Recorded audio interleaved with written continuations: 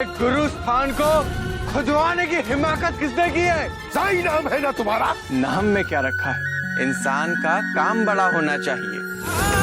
राम जी भला करेंगे।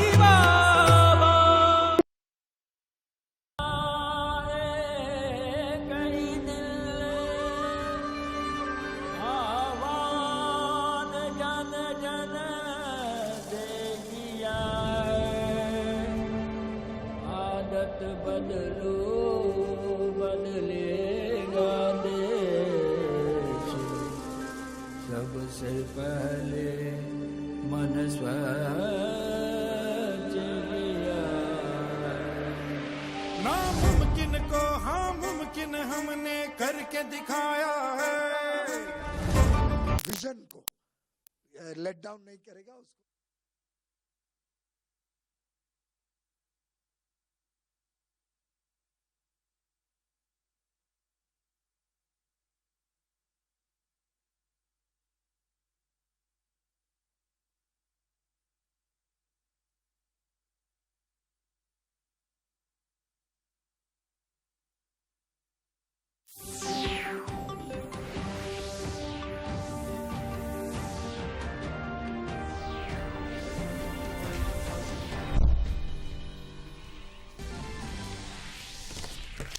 प्रधानमंत्री नरेंद्र मोदी ने आज टोक्यो पैरालंपिक में पदक विजेता खिलाड़ियों से की मुलाकात। प्रधानमंत्री ब्रिक्स शिखर सम्मेलन की करेंगे अध्यक्षता।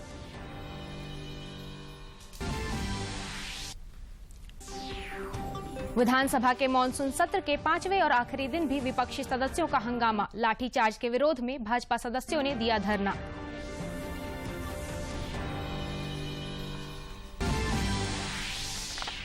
राज्य में पिछले 24 घंटे के दौरान राज्य में कोविड-19 के 23 नए मरीजों की पुष्टि। 13 हुए स्वस्थ। सक्रिय मरीजों की संख्या 139 हुई।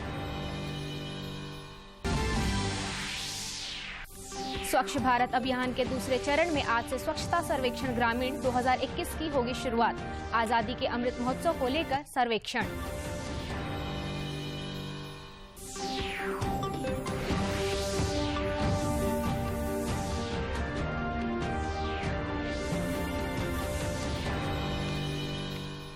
नमस्कार, खबरें झारखंड में आपका स्वागत है। मैं हूं कामिनी और समाचारों में आगे बढ़ने से पहले ये संदेश। देश भर में 18 वर्ष से अधिक आयु के सभी लोगों के लिए सरकारी केंद्रों में निशुल्क टीकाकरण अभियान चलाया जा रहा है। दूरदर्शन आप लोगों से अपील करता है कि कोविड रोधी टीका जरूर लगवाएं। कोरोना महामारी के प्रति कोई भी लापरवाही न बरतें। जब तक आवश्यक न हो घर से बाहर न निकलें और इन आसान उपायों का पालन करें। मास्क लगाएं, 2 गज की सुरक्षित दूरी बनाए रखें, बार बार हाथ धोएं और चेहरा साफ रखें। कोविड से संबंधित जानकारी और मार्गदर्शन के लिए राष्ट्रीय हेल्पलाइन काम कर रही है। इनके नंबर हैं 100-2397-8046 और 1075। इसके अलावा राज्य हेल्पलाइन नंबर 104 डायल कर समस्या का त्वरित समाधान लिया जा सकता है। और अब समाचार विस्तार से। प्रधानमंत्री नरेंद्र मोदी ने आज नई दिल्ली में टोक्यो पैरालंपिक खेलों में पदक विजेता खिलाड़ियों से मुलाकात की। आज मुलाकात की है और ये तस्वीर आप देख सकते हैं। आज प्रधानमंत्री नरेंद्र मोदी ने जो हमारे पैरालंपिक में जो विजेता जो खिलाड़ी थे उनसे आज उनकी मुलाकात हुई। हमारे सहयोगी अनिल थॉमस हमारे साथ इस वक्त जुड़ गए। अनिल, हमने देखा कि जो ओलंपिक में जो खिलाड़ी जीत के आए थे उनसे उनकी मुलाकात हुई थी और अब ये तस्वीरें पैरालंपियन विजेताओं के साथ। बिल्कुल, मतलब प्रधानमंत्री हमेशा से ध्यान देते हैं कि जो खिलाड़ी भारत का ये खेलने जाते हैं उन पर कभी प्रेशर नहीं बनता। हमेशा जाने के पहले ये बात जरूर होती है कि कितने मेडल्स आएंगे। प्रधानमंत्री ने कहा आप जाइए, आराम से खेलिए और खेल के आने के बाद अब जीत के आएंगे तब आप हमसे जरूर मुलाकात करेंगे। और मैं कहूँगा जो ओलंपिक्स में जो खिलाड़ी गए थे उनसे जाने के पहले वर्चुअल मीटिंग की और आने के बाद अब उनसे रूबरू हो रहे हैं। उनसे जरूर उनके इस जर्नी के बारे में और किस तरह से उन्होंने प्रदर्शन किया और क्या कुछ उन्हें वहाँ सीखने को मिला वो जरूर यहाँ प्रधानमंत्री के साथ शेयर करते हुए, और एक तरह से एक अच्छा विंडो यहाँ पैरालंपियंस को भी, क्योंकि उनको एक अच्छा फुटिंग मिलता है यहाँ कि वो प्रधानमंत्री से मिल सके और प्रधानमंत्री को बता सके किस तरह से उनका जर्नी रहा, किस तरह से उन्हें जो चैलेंजेस वहाँ फेस किए और किस तरह से उन चैलेंजेस या फिर उनकी जो जर्नी है उसकी वो एक कथा एक तरह से प्रधानमंत्री को यहाँ सुनाने में या फिर प्रधानमंत्री से रूबरू होने का उन्हें मौका मिलता है। और देखिए अनिल, आप तो लगातार इन चीज़ों को देखते आ रहे हैं, कवर करते आ रहे हैं। ओलंपिक में भी हमने बहुत अच्छा परफॉर्म किया, पैरालंपिक में तो उससे भी बेहतर प्रदर्शन किया, पिछले बार के मुकाबले कुल 19 पदक हमने जीते। और जिस तरह से जाने से पहले भी प्रधानमंत्री जैसा कि बता भी रहे थे कि उनका हौसला अफजाई की थी, इसका कहीं न कहीं जो प्रभाव है वो खिलाड़ियों के मनोबल पर, उनके प्रभाव पर, उनके खेल पर भी पड़ा। प्रधानमंत्री नरेंद्र मोदी आज 13वें ब्रिक्स शिखर सम्मेलन की अध्यक्षता करेंगे। यह सम्मेलन वर्चुअल माध्यम से आयोजित किया जा रहा है। इस वर्ष भारत ब्रिक्स संगठन की अध्यक्षता कर रहा है। प्रधानमंत्री नरेंद्र मोदी गुरुवार को होने वाले ब्राजील, रूस, भारत, चीन और दक्षिण अफ्रीका यानी ब्रिक्स के नेताओं की वर्चुअल बैठक की अध्यक्षता करेंगे। भारत इस साल ब्रिक्स की अध्यक्षता कर रहा है। बैठक में ब्राजील के राष्ट्रपति जायर बोल्सोनारो, रूस के राष्ट्रपति व्लादिमीर पुतिन, चीन के राष्ट्रपति शी जिनपिंग और दक्षिण अफ्रीका के राष्ट्रपति साइरल रामाफोसा हिस्सा लेंगे। शिखर सम्मेलन की थीम निरंतरता, एकीकरण और आम सहमति के लिए अंतर ब्रिक्स सहयोग है। भारत ने अध्यक्ष के रूप में अपने कार्यकाल के दौरान 4 प्राथमिक क्षेत्रों का खाका तैयार किया है। इन 4 क्षेत्रों में बहुस्तरीय प्रणाली, आतंकवाद से मुकाबला, सतत विकास लक्ष्यों को प्राप्त करने के लिए डिजिटल और प्रौद्योगिकी उपायों को अपनाना और लोगों के बीच मेल मिलाप बढ़ाना शामिल है। इसके साथ ही नेता कोविड-19 महामारी के असर और अन्य वैश्विक तथा क्षेत्रीय मुद्दों पर विचार साझा करेंगे। इस साल शिखर सम्मेलन संयोग से ब्रिक्स की 15वीं वर्षगांठ के मौके पर हो रहा है। ये दूसरी बार है जब प्रधानमंत्री नरेंद्र मोदी ब्रिक्स शिखर सम्मेलन की अध्यक्षता करेंगे। इससे पहले उन्होंने 2016 में गोवा में ब्रिक्स शिखर सम्मेलन की अध्यक्षता की थी। Bureau report, DD news. केंद्रीय मंत्रिमंडल की आर्थिक कार्य समिति ने वर्ष 2022-23 के रबी फसलों के न्यूनतम समर्थन मूल्य में वृद्धि को मंजूरी दी है। को बढ़ावा देने की दिशा में केंद्र की मोदी सरकार ने एक और बड़ा फैसला लिया है। आत्मनिर्भर भारत की दिशा में एक और कदम बढ़ाते हुए कपड़ा उद्योग के लिए बड़ी राहत का ऐलान किया गया है। सरकार ने टेक्सटाइल सेक्टर में PLI स्कीम को मंजूरी दी है, जिसके तहत 10 अलग अलग उत्पादों के लिए कुल 10,683 करोड़ रुपए का प्रोत्साहन कपड़ा क्षेत्र में दिया जाएगा।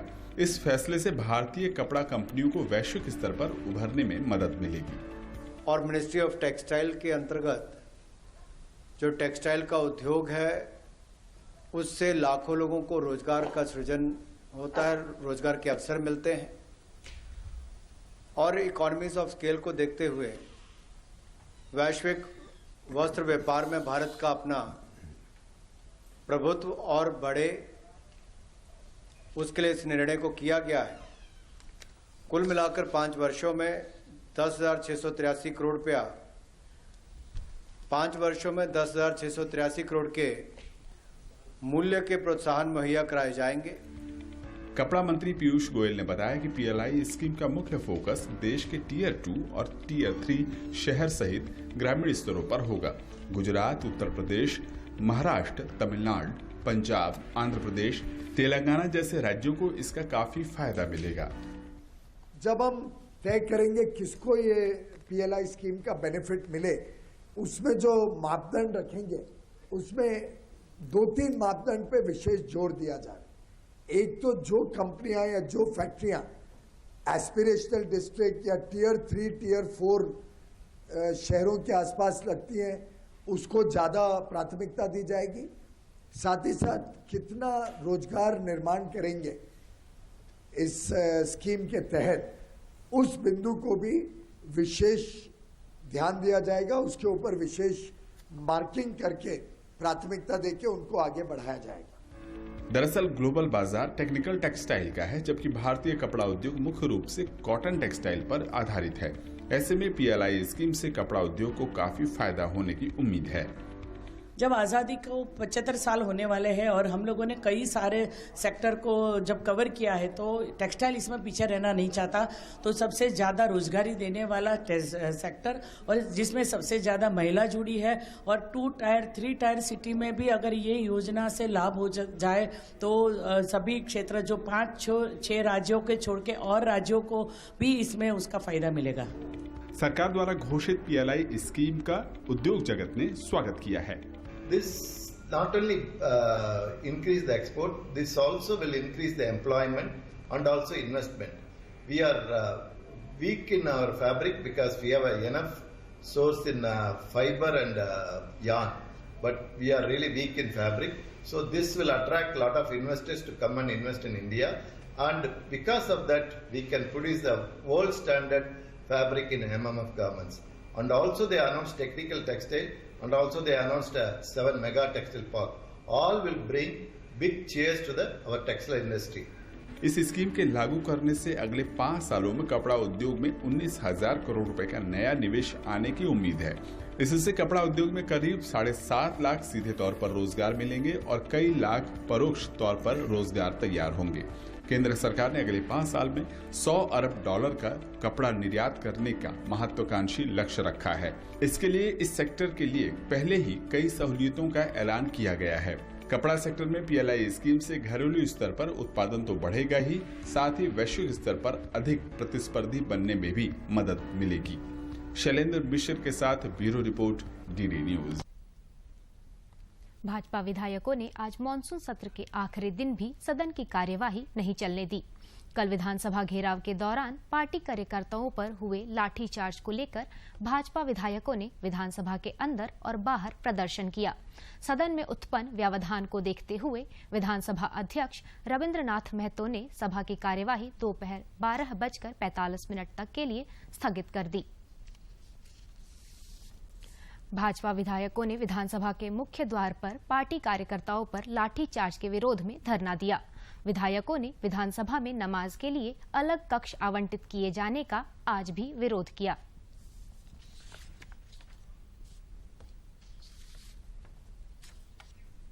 भाजपा विधायक बिरंची नारायण ने विधानसभा में धरना के दौरान पत्रकारों से बातचीत में कहा कि राज्य सरकार भाजपा विधायक दल के नेता बाबूलाल मरांडी की हत्या कराना चाहती है। कल विधानसभा घेराव के दौरान पार्टी कार्यकर्ताओं पर हुए लाठीचार्ज में बाबूलाल मरांडी को सीआरपीएफ के जवानों ने नहीं बचाया होता तो एक बड़ी घटना घट जाती। जब एक शांतिपूर्वक चल रहे कार्यकर्ताओं की जनता को जिसका नेतृत्व हमारे बाबूलाल मरांडी जिस तरह से शांतिपूर्वक जनता के ऊपर लाठीचार्ज किया गया, जिस तरह से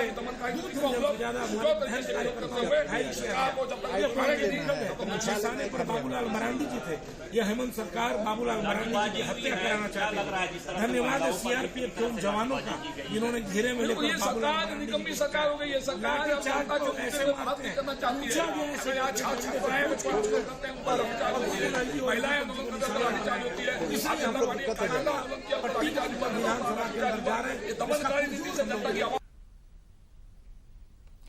स्वास्थ्य मंत्री बन्ना गुप्ता आज ऑटो चलाकर विधानसभा पहुंचे।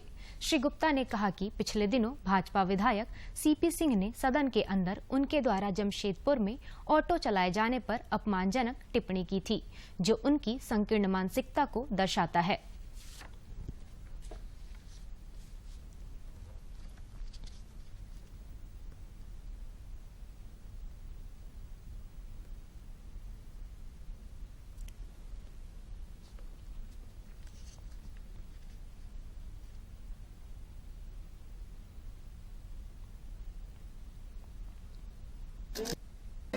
सभी करते हैं, विरोधी है ये भाजपा की सरकार, ये भाजपा के लोग। बन्ना जी चाय बेचने वाला देश का प्रधानमंत्री बन गया। टेम्पू चालक बताइए, तो टेम्पू चालक का नेता और टेम्पू चालक की अगुवाई करने वाला यदि स्वास्थ्य मंत्री है तो भाजपा के लोगों के पेट में दर्द क्यों हो रहा है? राज्य के श्रम मंत्री सत्यानंद भोक्ता ने भाजपा विधायकों द्वारा लगातार सदन बाधित किए जाने पर कहा कि इनके पास अब कोई मुद्दा नहीं है। जिन विषयों को लेकर ये प्रदर्शन कर रहे हैं उससे आम जनता को कोई लेना देना नहीं है। के पिटाई, हनुमान के पिटाई, सहायिका सेविका के पिटाई होने ऐसी थोड़ी। इन लोगों के पास कोई मुद्दा नहीं है, मुद्दा बनना चाहते हैं, मुद्दा बन नहीं रहा है क्योंकि सत्ता में थे तो उनका याद आ रहा है कि हम कैसे सत्ता तोड़ के राजनीति चल नहीं रहे हैं, तो विपक्ष में मन नहीं लगे, इसलिए इन लोग मुद्दा खोज रहे हैं, मुद्दा से लोग भटक गए। राज्य में पूर्व मुख्यमंत्री सह भाजपा के राष्ट्रीय उपाध्यक्ष रघुवर दास ने एचईसी स्थित पारस अस्पताल में पार्टी के घायल कार्यकर्ताओं से मुलाकात की। बाद में श्री दास ने रिम्स में भर्ती पार्टी कार्यकर्ताओं से भी मिलकर उनके स्वास्थ्य की जानकारी ली।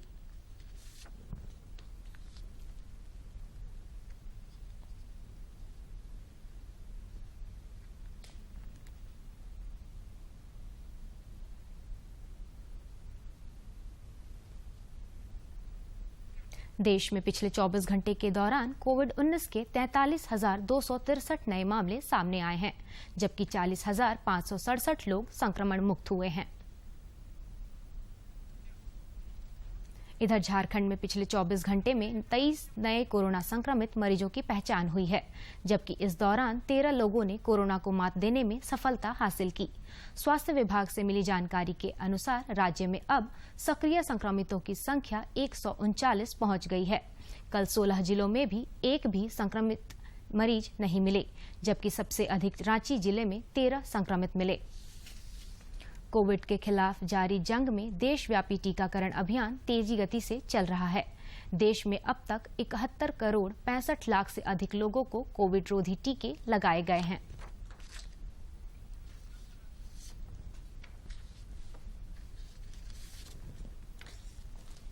इधर झारखंड में भी टीकाकरण अभियान सफलतापूर्वक संचालित हो रहा है।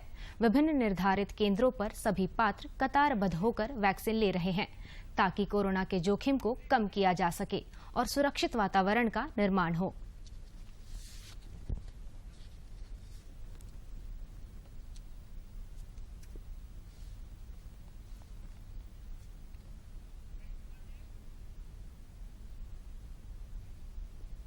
समाचारों का सिलसिला जारी रहेगा, लेकिन इस विराम के बाद।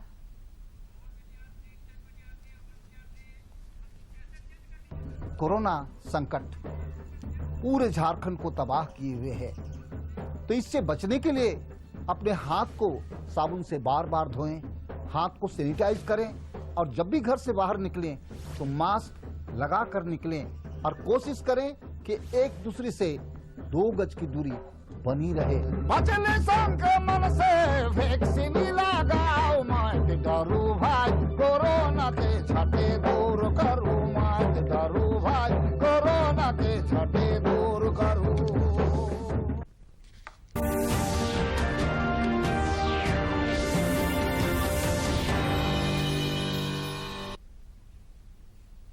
दुमका जिले के हजारों परिवारों को प्रधानमंत्री गरीब कल्याण अन्न योजना का लाभ मिल रहा है। इन योजनाओं की बदौलत ही कोरोना महामारी के दौरान और उसके बाद के संकट से लड़ पाने में कामयाब हो पा रहे हैं।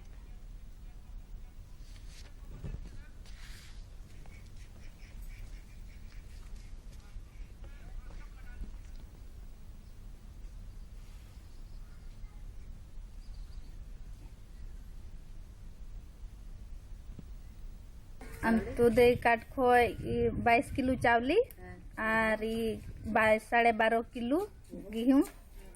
और इस दुकान के अंतर्गत अंत्योदय कार्ड और पीएस कार्ड 145 कार्ड यहाँ पर है। हिजला ब्रूडी में ही दुकान है और दुकानदार का नाम है, डीलर का नाम है सुनील मरांडी।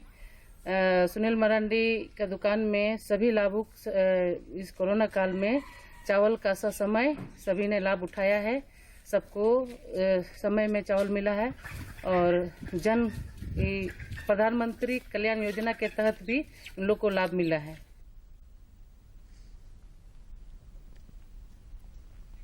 स्वच्छ भारत अभियान चरण 2 के अंतर्गत स्वच्छ सर्वेक्षण ग्रामीण 2021 आज से शुरू हो रहा है।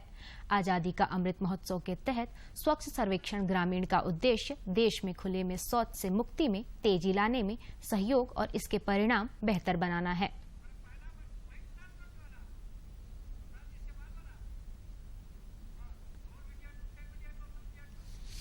2021 लॉन्च किया जाएगा। आजादी के अमृत महोत्सव के हिस्से के रूप में स्वच्छ सर्वेक्षण ग्रामीण का उद्देश्य देश में ओडी मध्यस्थ के तौर पर जुड़कर परिणामों की गति बढ़ाने का समर्थन करना है। सर्वेक्षण 2021 के संचालन के लिए एक विशेषज्ञ एजेंसी को काम पर रखा गया है। सर्वे के हिस्से के रूप में गांवों, जिलों और राज्यों को प्रमुख मापदंडों का उपयोग करके रैंकिंग किया जाएगा। और स्वच्छ सर्वेक्षण के हिस्से के रूप में देश भर के 698 जिलों के 17,475 गांवों को कवर किया जाएगा। सर्वे के लिए इन गांवों के 87,250 सार्वजनिक स्थानों जैसे स्कूल, आंगनबाड़ियों, सार्वजनिक स्वास्थ्य केंद्रों, हाट बाजारों, धार्मिक स्थलों का दौरा किया जाएगा। एसबीएम से संबंधित मुद्दों पर प्रतिक्रिया के लिए लगभग 1,74,750 परिवारों का मत लिया जाएगा। साथ ही नागरिकों को इस मकसद के लिए विकसित एक ऐप का उपयोग करके स्वच्छता संबंधी मुद्दों पर ऑनलाइन फीडबैक देने के लिए प्रेरित भी किया जाएगा। इस बार के स्वच्छता सर्वे में सार्वजनिक स्थानों पर स्वच्छता का प्रत्यक्ष निरीक्षण के आधार पर 30% नागरिकों की प्रतिक्रिया, जिसमें आम नागरिकों, ग्राम स्तर पर प्रमुख प्रभावकों और मोबाइल ऐप का उपयोग करने वाले नागरिकों से ऑनलाइन प्रतिक्रिया शामिल है। इसके आधार पर 35% और स्वच्छता संबंधी मानकों पर सेवा स्तर की प्रगति के आधार पर 35% मान दिए जाएंगे। दुमका समाहरणालय परिसर में संताल परगना के पहाड़िया आदिम जनजाति समुदाय के लोगों ने अखिल भारतीय आदिम जनजाति विकास समिति के बैनर तले 2 दिवसीय धरना दिया और उपायुक्त के माध्यम से राज्य सरकार को अपनी मांगों का 16 सूत्री ज्ञापन सौंपा। धरना में बड़ी संख्या में महिलाओं ने भी हिस्सा लिया।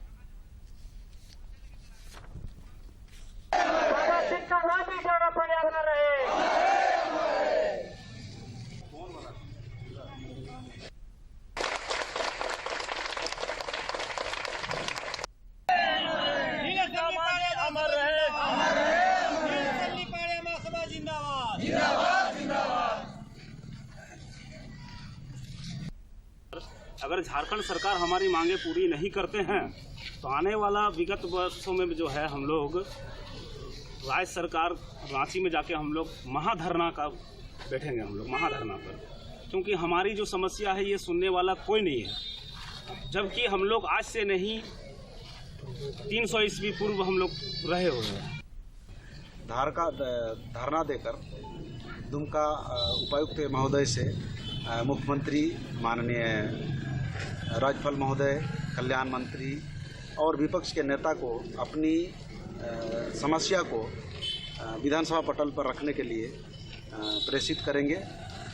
चूँकि हम यहाँ काफ़ी परेशान हैं और हम लोगों की कोई सुनने नहीं जा रहा है। क्या समस्या है? समस्या है जिस तरह से यहाँ पर आदिम जनजातियों को की ज़मीन जो है अवैध रूप से लूटी जा रही है और पश्चिमी अनुसूचित क्षेत्र के ज़मीन में लीज पट्टा देना गैर कानूनी है। सिमडेगा जिले में टाना भक्तों को कई सुविधाएं दी जा रही है। इस संबंध में कल समाहरणालय में हुई एक बैठक में बताया गया कि सभी टाना भक्तों की लगान रसीद निःशुल्क काटी जाएगी। यहां टाना भक्तों के लिए 20 डिसमिल भूमि पर सामुदायिक भवन का निर्माण किया जाएगा। रामगढ़ के कृषि विज्ञान केंद्र में किसानों की आय दोगुना करने के लिए कार्यशाला का आयोजन किया गया, जिसमें कृषि वैज्ञानिकों एवं किसानों ने अपने विचार रखे।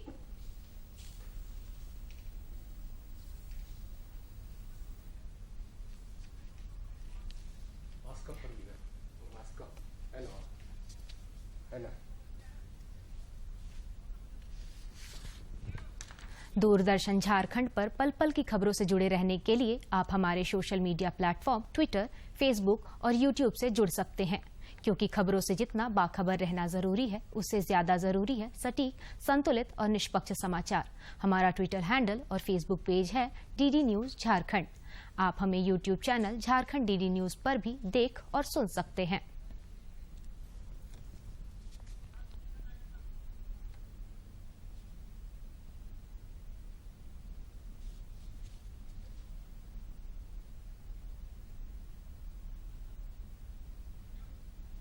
देश भर में 18 वर्ष से अधिक आयु के सभी लोगों के लिए सरकारी केंद्रों में निशुल्क टीकाकरण अभियान चलाया जा रहा है। दूरदर्शन आप लोगों से अपील करता है कि कोविड रोधी टीका जरूर लगवाएं। कोरोना महामारी के प्रति कोई भी लापरवाही न बरतें। जब तक आवश्यक न हो घर से बाहर न निकलें और इन आसान उपायों का पालन करें। मास्क लगाएं, 2 गज की सुरक्षित दूरी बनाए रखें, बार बार हाथ धोएं और चेहरा साफ रखें। कोविड से संबंधित जानकारी और मार्गदर्शन के लिए राष्ट्रीय हेल्पलाइन काम कर रही है। इनके नंबर हैं 011239780046 और 1075। आजादी का अमृत महोत्सव पर देश गुमनाम क्रांतिकारियों को याद कर रहा है।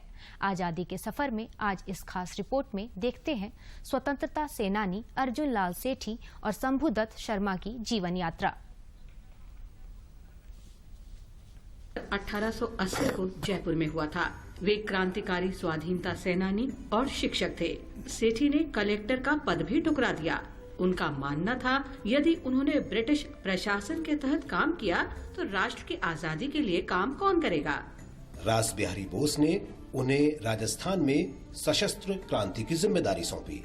इंदौर में कल्याणमल महाविद्यालय के प्रधान अध्यापक के रूप में काम करते समय सेठी को गिरफ्तार कर लिया गया और 6 साल यानी 1922 तक हिरासत में रखा गया। 1923 में सेठी के पुत्र प्रकाश को गंभीर बीमारी हो गई। सेठी को टेलीग्राम भेजकर शीघ्र जोधपुर आने का अनुरोध किया गया।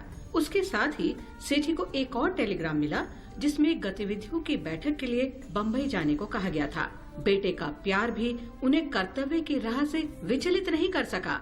अर्जुन लाल सेठी का जीवन आने वाली पीढ़ियों को सदैव प्रेरित करता रहेगा।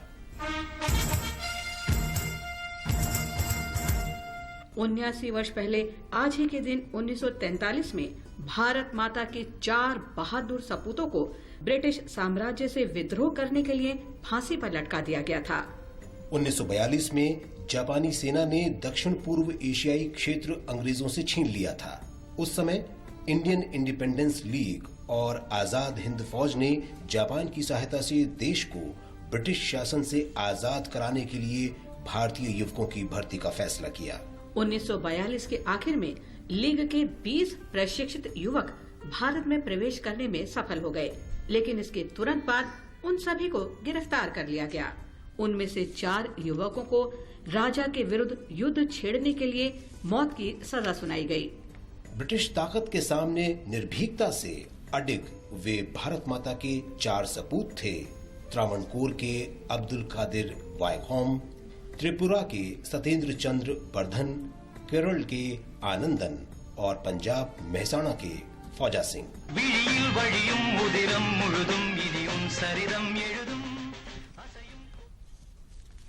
और अंत में मुख्य समाचार एक बार फिर।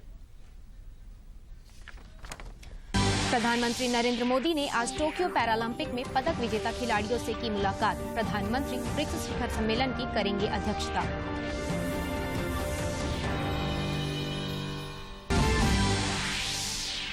विधानसभा के मानसून सत्र के 5वें और आखिरी दिन भी विपक्षी सदस्यों का हंगामा। लाठीचार्ज के विरोध में भाजपा सदस्यों ने दिया धरना।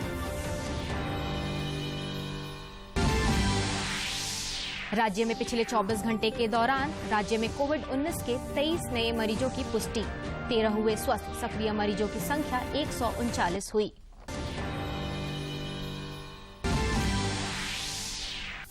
स्वच्छ भारत अभियान के दूसरे चरण में आज से स्वच्छता सर्वेक्षण ग्रामीण 2021 की होगी शुरुआत। आजादी के अमृत महोत्सव को लेकर सर्वेक्षण।